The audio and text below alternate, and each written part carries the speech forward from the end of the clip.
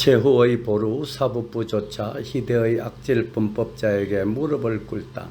안중근 의사께서 일본의 전직 총리이자 조선 침략의 원흉이었던 이토 히로부미를 사살하다. 1909년 안중근 의사의 이토 히로부미 저격 사건은 우리나라를 침략하려던 일본의 간담을 서늘하게 만든 역사적 대사건이었습니다. 1909년 10월 26일 중국 하얼빈역에서 조선의 독립운동가 안중근 의사가 조선 침략의 핵심 인물이었던 이토 히로부미를 저격하는 사건이 발생했는데, 이 사건은 조선 독립운동 역사에서 중요한 전환점이 되었고 이후 일제강점기 독립운동의 불씨를 지피는 계기가 되었습니다. 안중근 의사는 자신의 행동이 단순한 암살이 아니라 조선을 강제 점령하고 국민의 자유를 짓밟은 이토 히로부미에 대한 정당한 처단이라고 주장했습니다.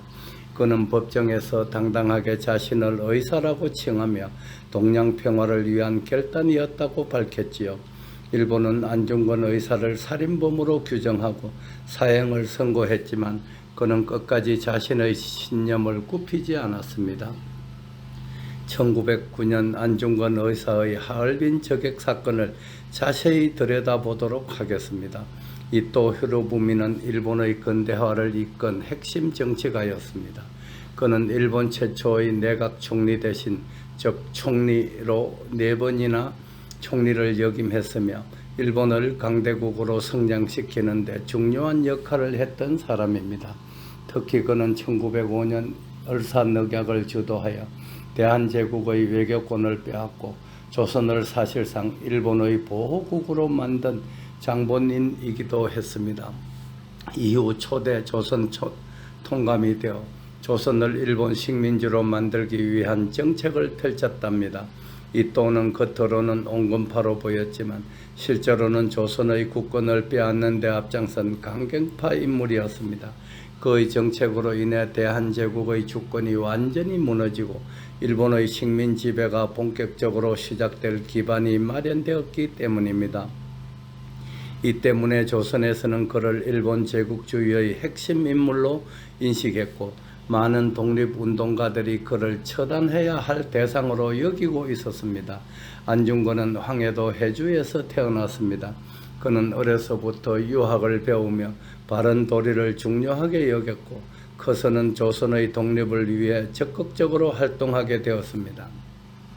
1905년 을사늑약이 체결된 후 그는 일본의 침략에 맞서 싸우기 위해 어병활동에 참여했습니다. 이후 러시아로 건너가 독립운동을 이어가며 조선과 동양 평화를 위한 길을 모색했습니다. 그는 일본의 침략이 단순히 조선만의 문제가 아니라 동아시아 전체의 평화를 위협하는 것이라고 보았습니다. 그래서 그는 단순한 항일운동이 아니라 동양 평화론을 주장하며 아시아 전체가 힘을 합쳐 일본의 팽창주의를 막아야 한다고 강조했습니다.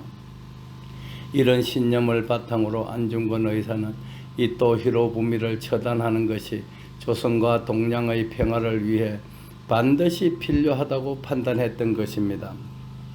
1905년의 을사늑약에 반대하며 항일 어병 활동을 시작했는데 1907년 서전서숙에서 교육 활동을 하며 독립운동을 기획했고 1909년 10월 하얼빈에서 이토 히로부미를 저격해서 죽입니다.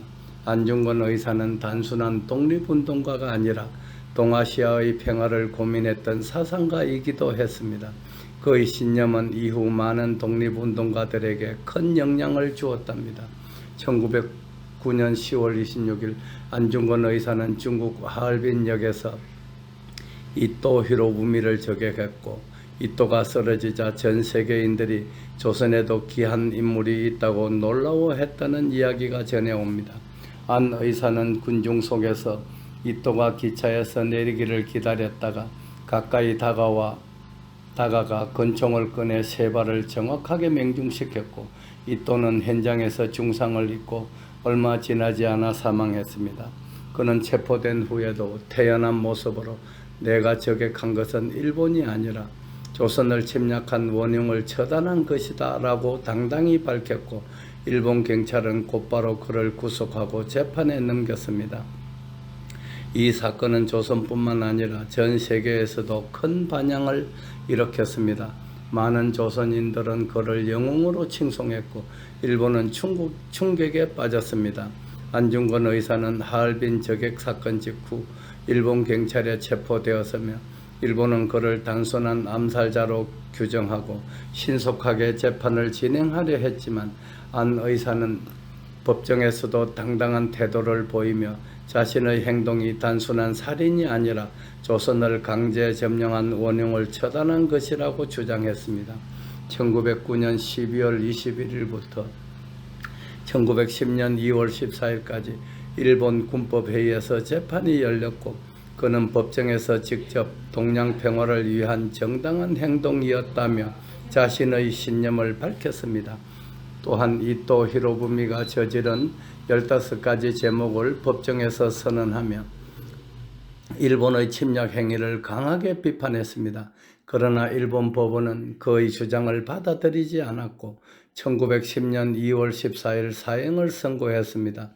안중근 의사는 판결에 대해 조금도 두려워하지 않았으며 오히려 내가 죽더라도 조선 독립을 위한 씨앗이 될 것이다 라고 말하며 담담한 모습을 보였습니다.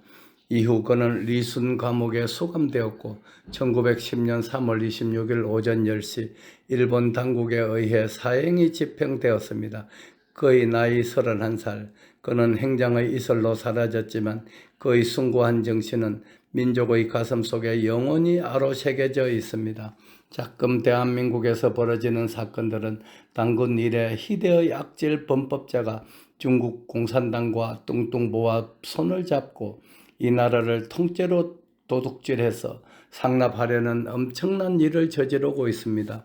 민주주의를 지키는 최후의 보루가 되어야 할 사법부조차 범법자의 공갈 협박에 무릎을 꿇어버림으로써 이제 대한민국은 당장 내일을 기약할 수 없는 풍전등화의 신세가 되었습니다.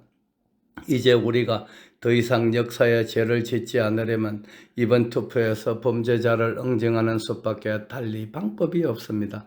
한금손도 가만히 앉아서 밥만 축내는 식충이가 되지는 않을 것입니다. 어차피 살 만큼 살았으니 국가와 민족을 위한 일에 목숨이라도 바칠 각오를 다집니다. 오호 통제라, 하늘도 무심하십니다. 달대열의 세상만사. 구독과 좋아요를 눌러주시면 황금소는 큰 힘을 얻습니다.